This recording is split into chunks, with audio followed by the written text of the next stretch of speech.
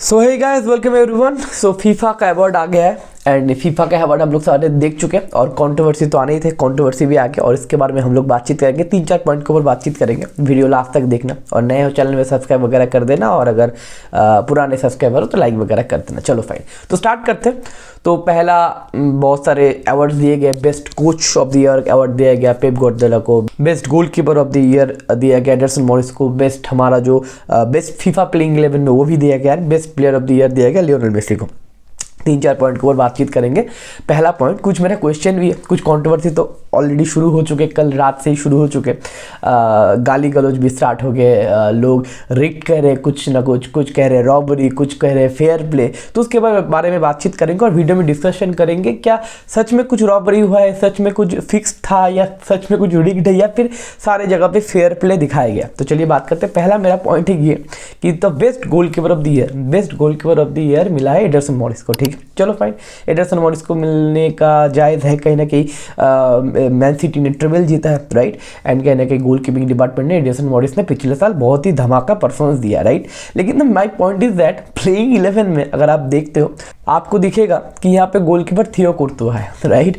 तो point is that अगर आप best goalkeeper of the year आप बोल रहे हो कि एंडरसन मॉरिस है, तो प्लेइंग 11 में थियो कुर्तुआ क्या कर रहा है? ये थोड़ा बेवकूफ़ वाला लॉजिक हो गया ना। आप दे रहे हो एक award best goalkeeper of the year Anderson Morris, लेकिन प्लेइंग 11 में आप रख रहे हो थियो कुर्तुआ।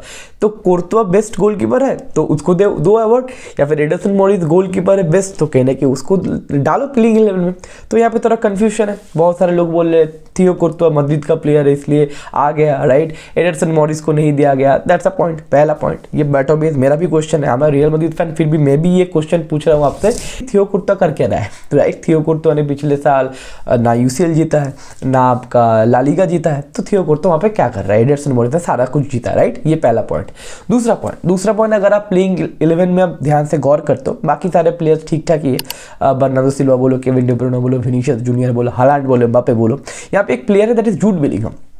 मेरा ये भी क्वेश्चन है कि जूड बेलिंगहम इस प्लेइंग 11 में क्या कर रहा है? आप बोलोगे अरे भाई जूड बेलिंगहम तो बहुत सारे गोल वगैरह दे रहा है, विनर्स वगैरह दे रहा है, ला लीगा वगैरह जीता है। लेकिन मैं आपसे एक क्वेश्चन पूछना चाहता हूँ, आप ये जानते भी हो ये अवार्ड दिया जा रहा है पिछले साल के दिसंबर से इस साल के अगस्त तक, मतलब 2023 के अगस्त तक, राइट। एंड 2023 से अगस्त तक जूड बेलिंगहम रियल मैड्रिड में कभी था ही नहीं, मतलब रियल मैड्रिड में कहने कि वो स्टार्ट उस तरीके से नहीं किया। जो उसने परफॉर्मेंस वगैरह दिया वो अगस्त के बाद दिया, मतलब उस जो 6-7 महीने का जो टाइम स्पेंड पकड़ रहे लोग, वहाँ पे जूड बेलिंगहम डॉर्टमुंड में था, राइट। और डॉर्टमुंड में तो जूड बेलिंगहम बहुत कुछ उखाड़ा नहीं, मतलब वर्ल्ड क्लासिक कुछ उखाड़ा नहीं। तो भैया इस प्लेइंग 11 में जूड बेलिंगहम क्या करा? ये अगर लॉजिक है कि अक्टूबर दिसंबर ये जो लास्ट 3-4 महीने वो भी इंक्लूड करोगे तो जूड बेलिंगहम का नाम आपको दिखेगा, दैट इज नॉर्मल। लेकिन वो तो नहीं है, इंक्लूडेड तो नहीं है, इंक्लूडेड है दिसंबर से अगस्त तक। तो जूड बेलिंगहम क्या कर रहा है? ये मेरा देखो, ये मैं रियल मैड्रिड फैन हूँ, मैं फिर भी बोल रहा हूँ जूड बेलिंगहम भैया यहाँ पे कर क्या रहा है, राइट। उसने 6-7 महीने में कुछ उखाड़ा नहीं था उस टाइम स्पेंड, राइट। तो ये है दूसरा मेरा क्वेश्चन। इसका आंसर अगर आपको पता है, वो एंडरसन वाला लॉजिक आपको पता है तो कमेंट सेक्शन में लिखना। ये जूड बेलिंगहम वाला अगर ये लॉजिक भी पता है ये भी आपके कमेंट सेक्शन में जरूर लिखना, राइट। और तीसरा पॉइंट जो सबसे बड़ा महा प्रश्न है, राइट, जो जिसके ऊपर लोग मारपीट करें कि लियोनेल मेसी को कैसे मिला, लियोनेल मेसी को 2023 में बेस्ट प्लेयर कैसे मिला, राइट। एंड प्लेइंग 11 में लियोनेल मेसी क्या कर रहा है, राइट। द पॉइंट इज, मेरा ये पॉइंट नहीं, देखो टॉप 3 का जो ऑप्शन थे Mbappe, Haaland and Lionel Messi, उसके ऊपर लोग लॉजिक दे रहे हैं क्या कि बहुत सारे कैप्टन या बोलो या कोचेस वगैरह बोलो या मैनेजर वगैरह बोलो, इन सारे वोट के ऊपर कहने कि हालैंड और मेसी का टाई वगैरह हुआ था, राइट। उसके ऊपर एक कैप्टन का वोट मेसी के ऊपर ज़्यादा था इसलिए मेसी को दिया गया, ठीक है, ये तो मैं मान चुका हूँ, ठीक है भाई। ड्रॉ वगैरह उसके ऊपर कैप्टन का वोट का प्रायोरिटी ज़्यादा होता है, मेसी को मिल गया, ठीक है। लेकिन मैं क्वेश्चन इज दैट मेसी जीता क्यों FIFA player of the year? ये मेरा क्वेश्चन नहीं है। मेरा क्वेश्चन ये है कि मेसी टॉप 3 में क्या कर रहा है? और बहुत सारे लोग बोलेंगे वर्ल्ड कप जीता, भाई वो वर्ल्ड कप हुआ था 2022 साल में। लेकिन अगर आपका थोड़ा टाइम स्पेन का प्रॉब्लम हो गया, लेकिन अगर आपके पास कोई टाइम स्टोन है तो हो सकता है आपका टाइम थोड़ा फिक्स्ड हो गया है। 2022 में वर्ल्ड कप हुआ था, 2022 का जो वर्ल्ड कप है वो इस अवार्ड में इंक्लूडेड नहीं है। 2022 के वर्ल्ड कप के बाद दिसंबर महीने से 2023 के अगस्त महीने तक वो टाइम स्पेन है, और उस टाइम स्पेन ने मेसी ने पीएसजी में कुछ गोल्स मारा था, उसके बाद एमएलएस में चला गया था बंदा। और एमएलएस में अगर एमएलएस में गोल स्कोर करना, असिस्ट स्कोर करना इतना बड़ा कुछ होता है तो भाई रोनाल्डो मतलब एक और फैन बेस आ जाएगा। एक फैन बेस से मैं जूझ लूँ, 2 फैन बेस का मैं गाली नहीं खा सकता भाई, ठीक है। रोनाल्डो फैन भी आ जाएंगे भाई, 54 गोल्स तो हमने भी मारा है। सऊदी लीग तो एमएलएस से ज़्यादा बेटर है कहने की इस ट्रांसफर विंडो के बाद, तो वो बात की बात है, वो अलग बात है भाई। लेकिन एमएलएस में अगर गोल देना और प्रीमियर लीग में गोल असिस्ट करना अगर क्या बोलते इक्वल है तो भाई मेरे पास कोई आंसर नहीं है। आप बोल रहे हो कि Manchester city, Liverpool, Chelsea, Manchester United, Tottenham और एमएलएस का जितने सारे टीम है, मेरे को याद भी नहीं कौन कौन टीम है, वो टीम दोनों एक है। तो भाई तो मैं क्या बोल सकता हूँ, मेरा वीडियो ऑफ कर दो भाई, मैं चलता हूँ, मैं सोने जा रहा हूँ, ठीक है ना। तो point is that Messi top 3 में क्या कर रहा है। देखो फीफा मेसी के कहने के फेवर में अवार्ड्स वगैरह देते, ठीक है, लेकिन द पॉइंट इज दैट आप मेसी की चाट रहे हो, चाटो, लेकिन चाटते चाटते इस हद तक मत चले जाना कि बाकी प्लेयर्स का डिसरिस्पेक्ट हो जाए। देखो कहने के मेरे जैसे फुटबॉल फैंस बहुत सारे आपको मिलेंगे कि जो लोग फुटबॉल देखते हैं, जो लोग फेसबुक के रील्स या फिर हाइलाइट्स या फिर कूल बनने के लिए फेसबुक पे किसी का वीडियो के अंदर एक मोटिवेशनल सॉन्ग डाल देते और हो गया वो फुटबॉल फैन, या फिर रील्स के अंदर कोई इमोशनल सॉन्ग डाल देते और हो गया वो मतलब football fan, crazy football fan, crazy football lovers, Messi fan, Ronaldo fan. ऐसे फैंस मैं तो नहीं हूं और मेरे जैसे बहुत सारे लोग भी नहीं है। बहुत सारे लोग अपना नींद कुर्बान करके राइट 3 बजे से 4 बजे तक देखते, मतलब मैच देखते, एनालिसिस करते, फुटबॉल के बारे में डिस्कस करते, फुटबॉल के बारे में डिस्कस करना, फुटबॉल देखना या फिर फुटबॉल यानी कि पैशनेटली हम लोग फॉलो करते। वो सारे फैंस को कहने की एक थोड़ा बहुत डिसरिस्पेक्ट है। मुझे ये लगा, मेरा ये पर्सनल पॉइंट ऑफ व्यू है कि हम लोगों का ये डिसरिस्पेक्ट है कि हम लोग जो 7-8 महीने ये फुटबॉल देखे, हम लोग क्या गलत देखे, हम लोग के कुछ मतलब उल्टा फुल्टा कुछ देख लिया क्या। हालांड का प्रीमियर लीग का अगर हम गोल्स वगैरह देखे, जिस तरीके से हालांड ने डोमिनेट किया था प्रीमियर लीग में, चैंपियंस लीग में ट्रिपल उखाड़ा बंदे ने, हमने कुछ गलत देख लिया क्या। That is the biggest question, right. And जितने सारे और भी फुटबॉलर्स, मैं अगले पॉइंट पे आऊँगा, लेकिन पहले ये पॉइंट कवर कर लेते।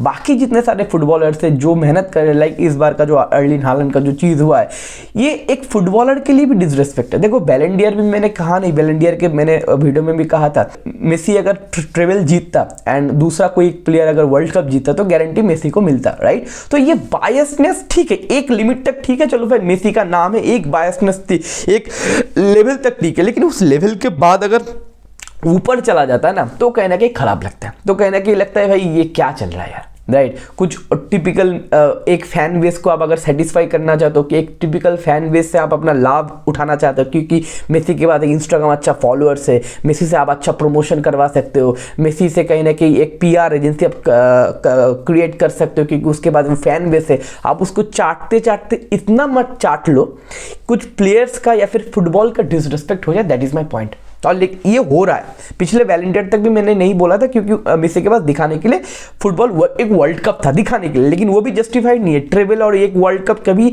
एक मैच नहीं कर सकता, लेकिन एक मेसी का नाम है, चलो फाइन ठीक है।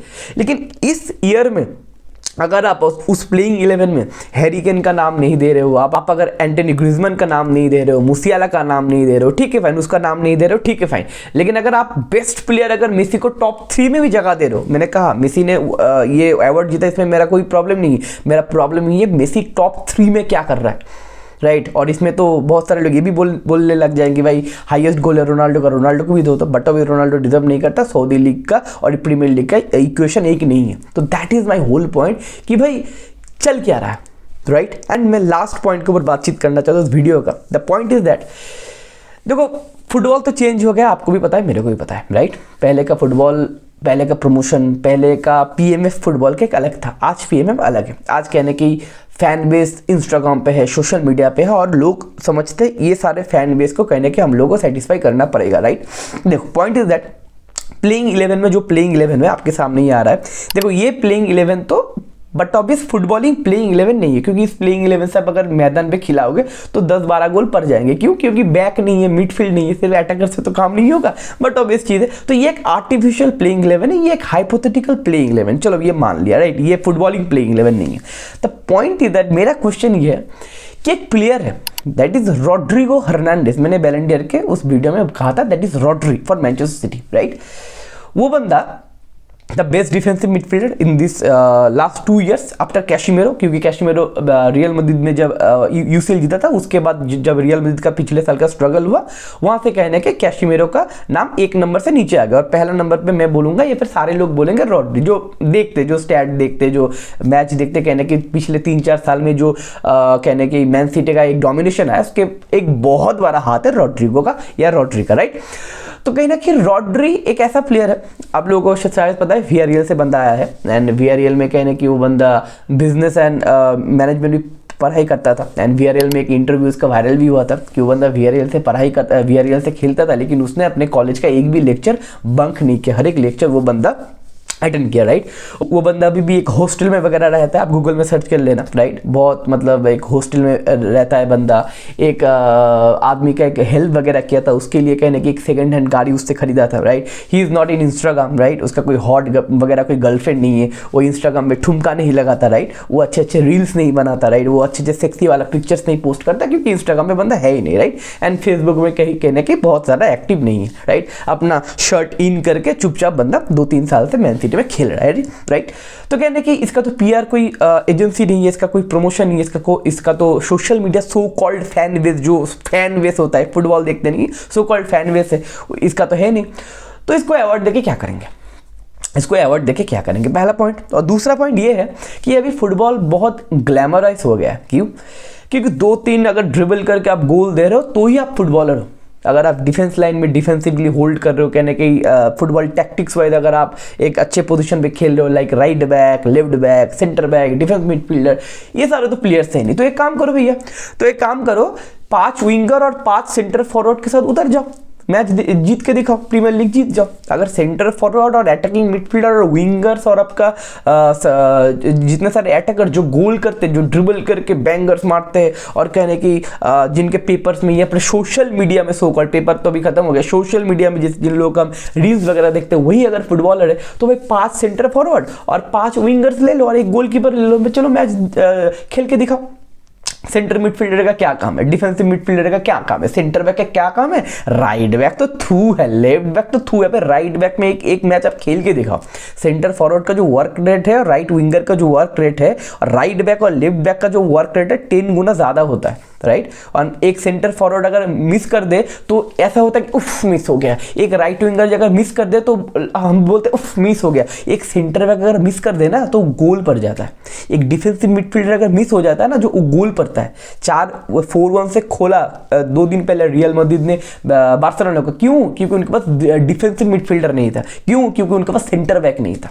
लेवेंडोव्स्की ने शानदार गोल मारा, क्या उखाड़ा, 4-1 से तो ह्यूमिलेशन हो गया। क्यों? क्योंकि defensive midfielder my friend, centre back my friend, ये सारे लोगों को अगर ग्लैमराइज नहीं करोगे, प्रेज नहीं करोगे, तो फुटबॉल 1 डायमेंशन हो जाएगा। और फुटबॉल 1 डायमेंशन हो गया है।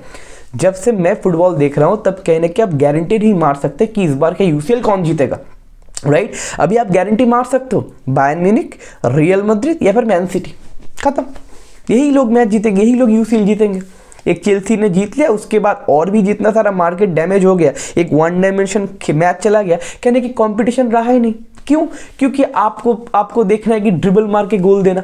ये रॉड्री जैसे प्लेयर को, रॉड्री जैसे एक एक्सपीरियंस और ऐसा डोमिनेशन प्रोवाइड कर रहा है इस प्लेयर को, आप रिकॉग्निशन नहीं दोगे तो कैसे होगा माय फ्रेंड, कैसे होगा? क्योंकि इंस्टाग्राम का उसका मिलियंस एंड मिलियंस फॉलोअर्स नहीं है। वो सो कॉल्ड 11 से 19 साल के जो लड़के जो रील्स देख के, वीडियो देख के फुटबॉल फैन बनते, उनके नज़र में नहीं आता, वो उनके फैन फॉलोअर्स नहीं है, इसलिए आप नहीं दोगे। और रॉड्री जैसे प्लेयर को साइड कर दोगे, चलो फाइन। क्या मस्त है यार ये बहुत। देखो, it's a shame for football, it's a shame for football fan जो फुटबॉल देखते हैं, राइट। एंड ये कहने की सिस्टम खत्म होना चाहिए, क्योंकि हर एक चीज़ का एक लिमिटेशन होता है, राइट। किसी पर्टिकुलर फैन बेस को आप सेटिस्फाई करने के लिए 2010 का बैलेंडियर आप जैसे मेसी को दिए थे, 2013 का बैलेंडियर जैसे आप रोनाल्डो को दिए थे, 2021 या 22 का बैलेंडियर लेवेंडोव्स्की के बदले में मेसी को दिए, तो कितना सेटिस्फाई करोगे एक फैन बेस को, कितना सेटिस्फाई करोगे? और ESPN और आपका जो फीफा है तो आप जानते हो, right. The point is that अब ये बोलोगे सर ये मेसी का गलती है, घंटा मेसी की गलती है, मेसी ने पैसा खाया क्या? घंटा मेसी ने पैसा खाया, मेसी तो अवार्ड लेने के लिए आया ही नहीं। अब पॉइंट है क्या है, ये तो फायदा फीफा वालों का है कहने कि उनको लोगों का प्रमोशन बढ़ेगा, लेकिन इसका नुकसान किसका है? इसका नुकसान सबसे बड़ा है मेसी का। क्यों? क्योंकि उसका इमेज खराब हो रहा है। क्यों? क्योंकि गालियां उसको मिलेगा। लोग बोलेंगे मेसी तो रॉबरी कर लिया। अबे मेसी ने पैसा दिया है क्या? मेसी तो इंटरेस्टेड भी नहीं था अवार्ड में आने के लिए, मेसी ने आया ही नहीं। वो जानता था भाई क्या चल रहा है, वो भी घर बैठ के देख रहा है क्या चल रहा है यार, क्या चल रहा है। मेरे को गाली मिलेगा इंस्टाग्राम में, मेरे को भर भर के गाली मिलेगा, उसको वो बोलेंगे रॉबरी 2010 में रॉबरी किया था, 2021 या 22 में रॉबरी किया, फिर से 2024 में रॉबरी करे। तो कहने की आप एक प्लेयर्स का एक इमेज क्यों डाउन कर रहे हो, और उसका जो फैन बेस है वो टॉक्सिसिटी फैलाएंगे। देखो मेसी इज द लेजेंड, ठीक है मेसी इज द लेजेंड, 2023 में क्या किया था, एक काम करो फिर 2022 का वर्ल्ड कप जीता इसलिए 2023 में अवार्ड दे दो, और 2023 में अगर कुछ जीता है अवार्ड जीता तो 2024 के लिए उसके लिए बैलेंडे दे दो, राइट। 2024 में अगर कोपा अमेरिका जीत जाए तो फिर से बैलेंडर दे देना, 2026 में अगर सेमीफाइनल में उठ जाए अर्जेंटीना तो फिर से बैलेंडर दे देना। और बाकी लोग वेट करेंगे, बाकी लोग तो फुटबॉल खेलते नहीं, बाकी लोग तो क्या बोलते हैं लूडो खेलते हैं। तो ये है पूरा का पूरा मामला। तो अब इसका बॉटम लाइन क्या है? बॉटम लाइन ये है कि ये फालतू के सर्कस, हम लोग का जो थंबनेल है द फीफा सर्कस, ये कोई अवार्ड फंक्शन नहीं है, ये सर्कस है। ये सर्कस के ऊपर ज़्यादा सीरियस मत हो जाना।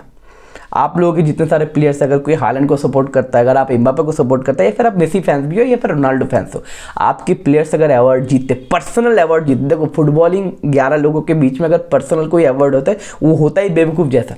अगर आपके प्लेयर्स अगर पर्सनल कोई अवार्ड जीतता है तो भी सपोर्ट करो, या तो भी वो ग्रेट है। अगर पर्सनल कोई अवार्ड नहीं जीतता तो भी वो ग्रेट है। अवार्ड के ऊपर आपके प्लेयर्स है, फुटबॉलिंग जो प्लेयर्स है उनका डिस्क्रिमिनेशन नहीं होना चाहिए, राइट। तो टॉक्सिसिटी मत फैलाओ, झगड़ो मत, गाली गलौज मत करो इंटरनेट में, और इंटरनेट पर नेगेटिविटी मत फैलो, इन सारी चीज़ों को सीरियसली मत लो। चलो नेक्स्ट वीडियो में मिलते हैं, और as a content creator content की तो कमी नहीं होगा, क्योंकि ये बेवकूफ़ फीफा वाले तो हम लोग कंटेंट दे ही देंगे। तो take care, see you in next video.